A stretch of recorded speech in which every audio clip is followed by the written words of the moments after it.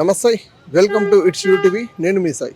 నిజామాబాద్లో అయితే దారుణమైన ఘటన చోటు చేసుకుంది. కానిస్టేబుల్ సౌమ్యాని గంజాయి ముఠా అయితే దాడి చేయడం జరిగింది. దాడి చేస్తే అక్కడికక్కడే కూడా స్పృహ తప్పి పడిపోవడం జరిగింది. వెంటనే నిమ్స్ హాస్పిటల్కి కూడా తీసుకొచ్చారు. ప్రస్తుతం నేనున్న నిమ్స్ హాస్పిటల్ కూడా ఇదే. హైదరాబాద్లో నిమ్స్ హాస్పిటల్లో పరామర్శించారు. రీసెంట్గా ఇప్పుడే ఒక గంట క్రితమే తెలంగాణ జాగృతి అధ్యక్షురాలు కల్వకుంట్ల కవిత గారు కూడా సౌమ్య కుటుంబానికి కూడా అండగా ఉంటామని కూడా హామీ ఇవ్వడం జరిగింది.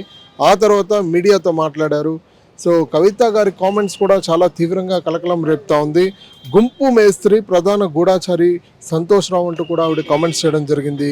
కేసీఆర్ తినే ఇడ్లీ సమాచారాన్ని కూడా రేవంత్ రెడ్డికి అందించే ఏకైక వ్యక్తి అయిన తన గూఢాచారానికి శిక్ష పడకుండా రేవంత్ రెడ్డి కాపాడుతాడంటూ కూడా పరిస్తుందంటూ కూడా చెప్తా ఉన్నారు కల్వకుంట్ల కవిత గారు. అయితే కేసీఆర్కు ఉద్యమకారులను అమరవీరులను కుటుంబాలను దూరం చేసిన దుర్మార్గుడు అంటూ కూడా చెప్పినారు. ప్రస్తుతం వాళ్ళ బ్రదర్ కూడా మనతో పాటు ఉన్నారు, సౌమ్య బ్రదర్. ప్రస్తుతం మాట్లాడే ప్రయత్నం చేద్దాం. అసలు ఏం జరిగింది, ఎలా జరిగింది, ఇక్కడికి ఏ టైంకి తీసుకొచ్చారు, ఇవన్నీ కూడా బ్రదర్ మాటలోనే తెలుసుకునే ప్రయత్నం చేద్దాం. బ్రదర్ చెప్పండి, అంటే ఎలా జరిగింది? సౌమ్య విధుల్లో ఉన్నప్పుడు ఈ సంఘటన జరిగిందంటూ కూడా చెప్తా ఉన్నారు. ఏం జరిగింది అసలు?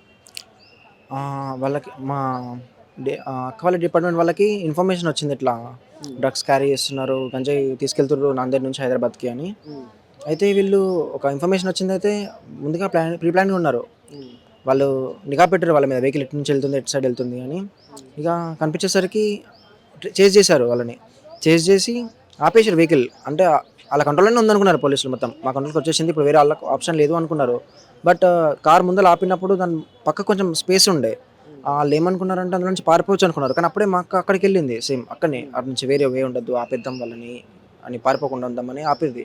కానీ అప్పుడు వాళ్ళు ఆలోచించలేరు, ఇంకా ఇక తప్పించుకోవాలి భయంతో వాళ్ళు ఒకటేసారి రేస్ ఎక్కిర్రు. పైనకి వెళ్ళింది కార్, మళ్ళీ రిటర్న్ వచ్చింది పైనుంచి ఫస్ట్ టైర్. ఇక అట్లా సీరియస్ అయింది ఇంకా. అంటే ఈ ఘటన మొత్తం చూసుకుంటే అంటే ఏ స్పాట్లో జరిగింది, అంటే ముఖ్యంగా చూసుకుంటే ఏ సమయంలో జరిగింది అనుకోవచ్చు? ఇది మాధవ్ నగర్లో అయింది. టైం మేబీ 7 to 8 మధ్యలో అయి ఉంటుంది. అంటే ముందుగానే ఇన్ఫర్మేషన్ అనేది క్యాచ్ చేస్తారా, లేదంటే ఆడ మఫ్టీలో ఉండి ఏదన్నా చెక్ చేసే ప్రయత్నం ఏదన్నా చేస్తున్నారా, ఎట్లా ఇది? ఎవరు హెడ్ కానిస్టేబుల్ ఇన్ఫర్మేషన్ ఇచ్చినట్ట సీఏ వాళ్ళకి, సీఏ మ్యామ్కి.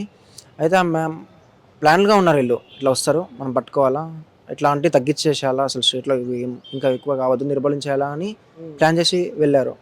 బట్ ఎక్స్పెక్ట్ చేయలేరు ఇట్లా అవుతుందని వాళ్ళు కూడా. అంటే సిస్టర్ సౌమ్య గారికి బాగవ్వాలని చెప్పి కూడా ఇందాక కూడా కల్వకుంట్ల కవిత గారు కూడా రావడం జరిగింది, మాట్లాడడం జరిగింది. మీతో ఏమన్నా చెప్పడం జరిగిందా కవిత గారు? మా అమ్మకి కవిత అంటే ఫస్ట్ చాలా ఇష్టం. మా అమ్మకి ధైర్యం చెప్పింది తను, నాకు కూడా ధైర్యం చెప్పింది, ఏం కాదు నేను చెప్పిన, నేను కూడా ఇట్లా గ్రూప్స్కి ప్రిపేర్ అవుతున్నాం ఏమంటే నాకు మోటివేట్ చేసింది. కవ్వు ఇట్లాంటివి నువ్వే ఆపాలా, ఇట్లాంటివి చేయమని మోటివేట్ చేసింది తను, ఇన్స్పిరేషన్ నాకు. అంటే సౌమ్య గారికి టైమింగ్స్ అంటే, డ్యూటీ టైమింగ్స్ అంటే ఎలాంటి నిధులు నిర్వహిస్తూ ఉంటారు మామూలుగా? ఏ టైంకి వెళ్తూ ఉంటారు, ఏ టైంకి వస్తూ ఉంటారు? నార్మల్గా అయితే 9 to 6 అట్లా వెళ్ళి వచ్చేస్తుంది 6కి. కానీ రైడ్స్ అయినప్పుడల్లా లేట్ అవుతుంది. చాలాసార్లు రైడ్స్ అయినాయి, వెళ్ళింది కానీ ఎప్పుడు ఏం కాలేదు. ఇది ఒక ఫస్ట్ టైం ఇట్లా అయింది మాకు. 9 to 6 అక్కడ టైమింగ్స్ అయితే నార్మల్గా. అంటే ఇప్పుడు ప్రస్తుత పరిస్థితి ఇప్పుడు ఏం చెప్తా ఉన్నారు డాక్టర్లు, కానీ ఇప్పుడు అక్క పరిస్థితి ఎలా ఉంది? నిన్న దానికంటే కంపేర్ చేస్తే ఈరోజు బెటర్గానే ఉంది. కొంచెం రెస్పాండ్ అవుతుంది, మాకు మాట్లాడితే వింటుంది, తలుపుతుంది, అంతే. గుడ్ సైన్ అంటున్నారు డాక్టర్స్ అయితే. ఓకే. అంటే ముఖ్యంగా చూసుకుంటే కిడ్నీ డ్యామేజ్ అంటున్నారు, రిబ్స్ సైడ్ డ్యామేజ్ అంటున్నారు. అంటే ఇంత దారుణంగా, అంటే ఒక కార్ ఢీ కొడితే ఏదో కింద పడిపోవడం ఏదో జరుగుతుంది, ఇంత దారుణంగా అంటే వాళ్ళు ఎంత వేగంగా ప్రయాణిస్తున్నారు, లేదంటే ఎంత దారుణంగా ప్రవర్తించుంటారు?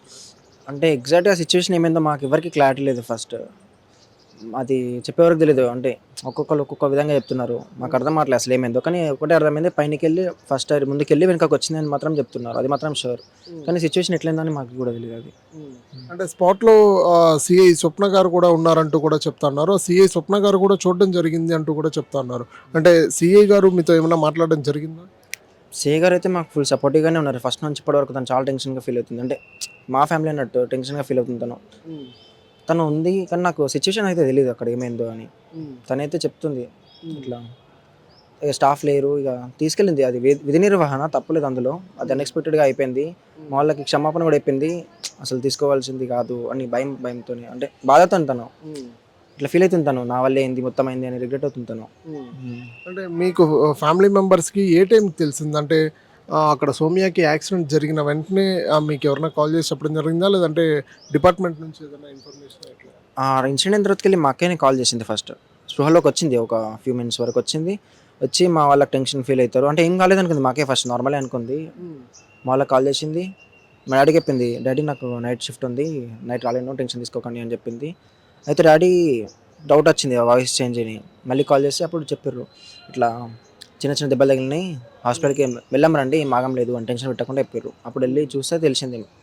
అంటే మీరు గూడా ఎళ్లారా? అప్పుడు నైట్‌లో మీరు గూడా ఎళ్లారా నాన్నగారితో? నేను హైదరాబాద్‌లో ఉన్నాను. నేను నెక్స్ట్ డే మార్నింగ్ వెళ్ళిపోయాను. నాకు నైట్ 10, 11 అట్లా తెలిసింది. ఇట్లా సీరియస్ ఉంది అని. నెక్స్ట్ డే మార్నింగ్‌కి వెళ్ళినాను నేను. హ్మ్. అంటే ప్రస్తుతానికి ఇప్పుడు మొత్తం రికవరీ అయ్యే స్టేజ్ ఉందా? లేదంటే డాక్టర్లు ఏదన్నా ఇంకా ఏదన్నా సీరియస్ కండిషన్స్ ఏదైనా చెప్తా ఉన్నారా ఏంటి? ఒక ఈ సర్జరీ ఇప్పుడు కంటిన్యూ అవుతుంది. 1 డే పట్టొచ్చు, 2 డేస్ పట్టొచ్చు. కానీ కొంచెం కొంచెం రికవరీ ఉంది. హ్మ్. బెటర్ అవుతుంది అంటున్నారు. హ్మ్. హ్మ్. రైట్. మా యూటీవీ తరపున కూడా కోరుకుంటున్నాము సౌమ్య గారికి ఇంకా మెరుగైన వైద్యం అంది ఇంకా త్వరలో స్పృహలోకి వచ్చి బాగా ఆరోగ్యంగా ఉండాలని కోరుకుంటున్నాము. రైట్. చూస్తున్నాం కదా ఇది ప్రస్తుత పరిస్థితి అయితే సౌమ్య గారికి చికిత్స అయితే అందుతా ఉంది. నిన్నటి కంటే ఈరోజు బెటర్ అని చెప్తా ఉన్నారు. అంటే విధి నిర్వహణలో భాగంగానే గంజాయి ముఠాను అడ్డుకోవడంతో వాళ్ళు దురుసుగా ప్రవర్తించి కారుతో గుద్ది 500 మీటర్ల దాకా లాక్కెళ్ళి అదేవిధంగా వెనక్కి వచ్చి రిబ్స్ దగ్గర గుద్ది ఇవన్నీ కూడా చేయడం జరిగింది. రాత్రి సిఐ స్వప్న గారు కూడా ఉన్న స్పాట్లోనే ఉన్నారు. ప్రస్తుతం కల్వకుంట్ల కవిత గారు కూడా ఇక్కడికి వచ్చి ధైర్యం చెప్పడం జరిగింది. ఇవన్నీ ఏం కాదు మేమున్నాము న్యాయం జరుగుతుందంటూ కూడా ధైర్యం ఇవ్వడం జరిగింది. వాళ్ళ అన్న కూడా క్లియర్గా చెప్పడం జరిగింది. ఇది ప్రస్తుత పరిస్థితి అయితే సౌమ్య గారు అయితే ఇంకా హాస్పిటల్లోనే ఉన్నారు. ట్రీట్మెంట్ జరుగుతోంది. త్వరలో కోలుకోవాలని మనస్ఫూర్తిగా కోరుకుంటున్నాము.